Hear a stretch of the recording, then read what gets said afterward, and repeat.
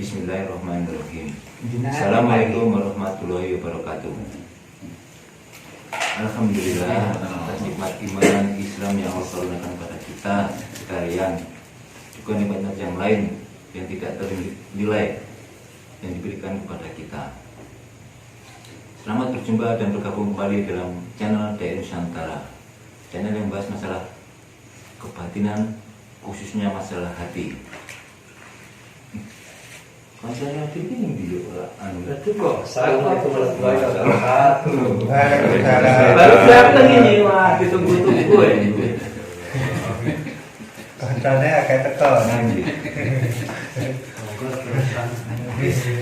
Kalau terus nggih.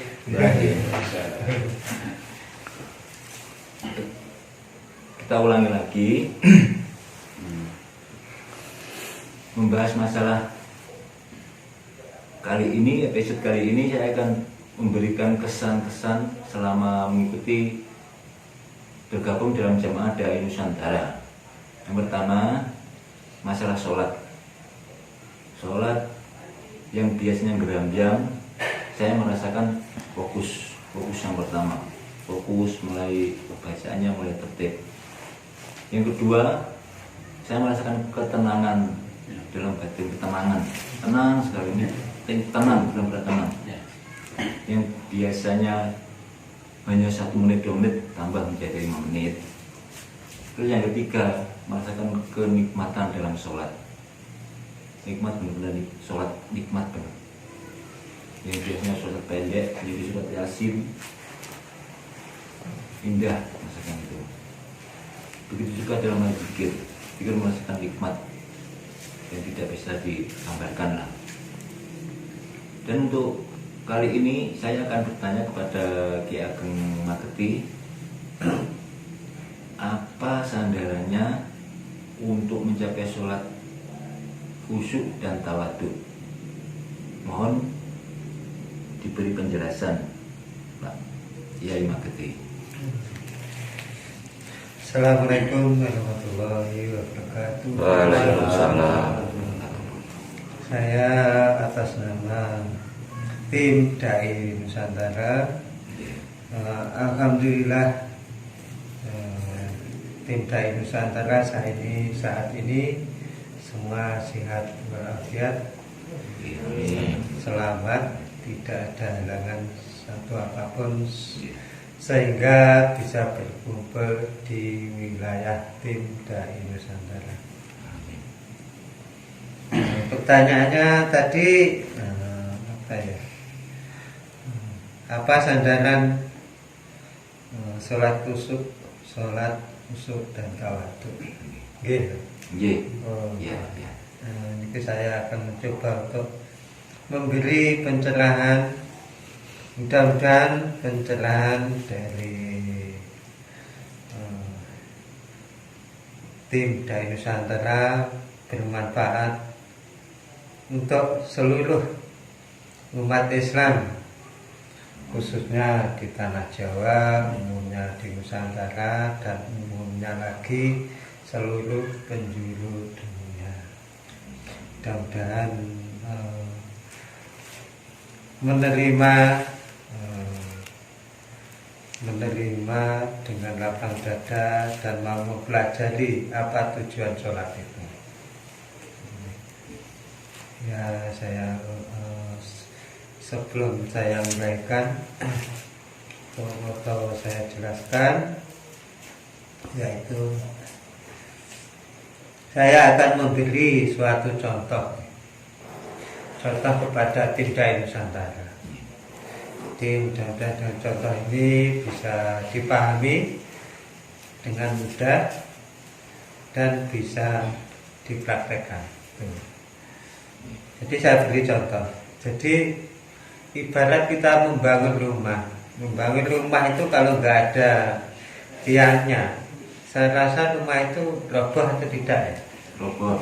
Jelas roboh ya. Ya, seperti itu. Ibarat kalau kita menanam padi, kalau nggak ada pupuknya, harusnya bagaimana? Hasilnya Rapuh. Jelas kan tidak baik. Jadi segala sesuatu itu harus ada sholat pun juga begitu. Sholat itu harus ada sandaran. Sandarannya itu di pikiran, atau di alam lain, atau di angan-angan, atau di hati, atau di kegiatan-kegiatan yang lain. Jadi sandaran saat sholat itu harus ditentukan, harus tertentu, harus satu jalan. Apabila tidak mengikuti jalan itu, maka akan kita nanti mudah terjerumus pada angan-angan atau munculnya bayang-bayang. Jadi kalau nanti saat sholat, saya ambil garis besarnya saja. Saat sholat itu seharusnya satu dengan niatkan yang sempurna.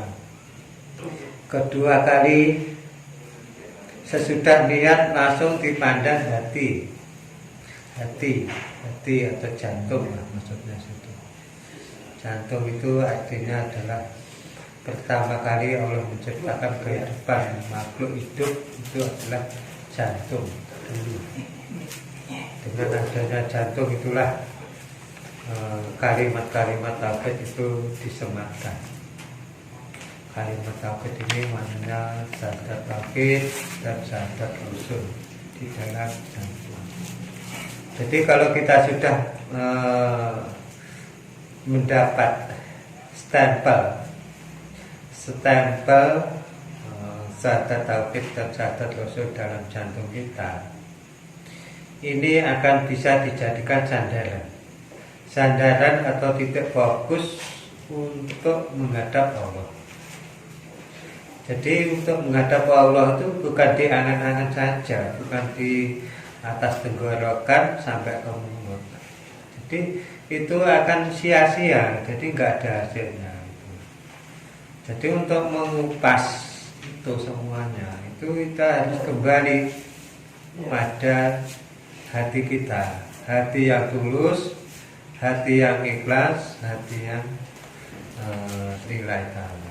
Nah, seperti itu. Jadi untuk mencapai yang khusyuk adalah kita semua perhatian, mulai dari ucapan, kalau bisa diartikan, langsung terfokus pada hati atau jantung yang sudah mendapat stempel lafaz syahadat tauhid dan syahadat rasul.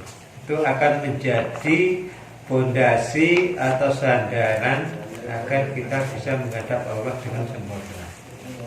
Itu ada salah satunya. Jadi kalau kita nanti tidak mau bersandar, selamanya hati kita tetap gelap. Selama itu juga kita tidak akan mencapai tingkat ketenangan jiwa. Dan selama itu juga kehidupan kita selalu dikendalikan oleh hawa nafsu.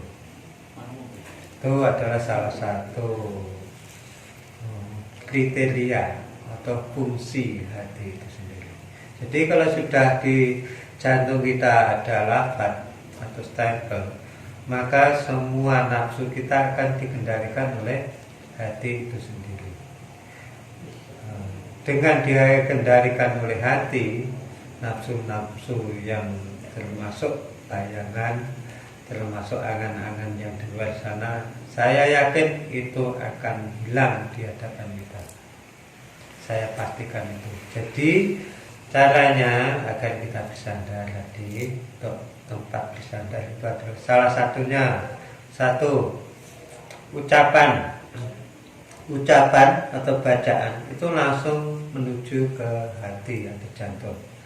Kedua kali, apabila kita masih ada kelonggaran saat membaca itu, ada kelonggaran waktu di hati atau dirasa, itu diisi dengan mengartikan bacaan yang kamu ucapkan tadi.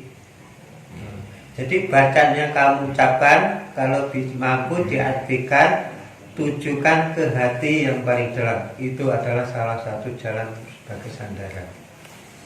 Apabila sudah masuk ke ranah hati yang paling dalam sandarannya adalah pada syahadat tauhid dan syahadat rasul. Itu kira-kira saya penjabarannya seperti itu. Kira-kira bisa dipahami semuanya?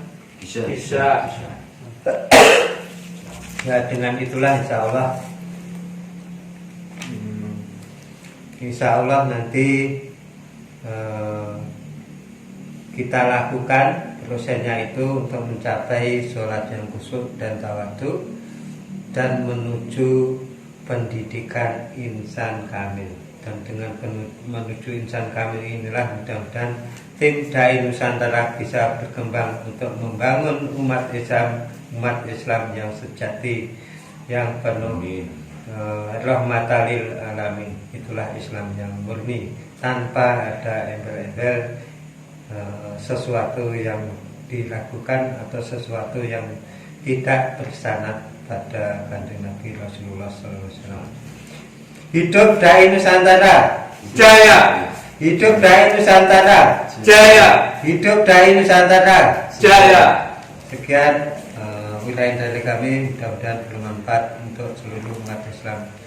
Assalamualaikum warahmatullahi wabarakatuh. Waalaikumsalam warahmatullahi wabarakatuh.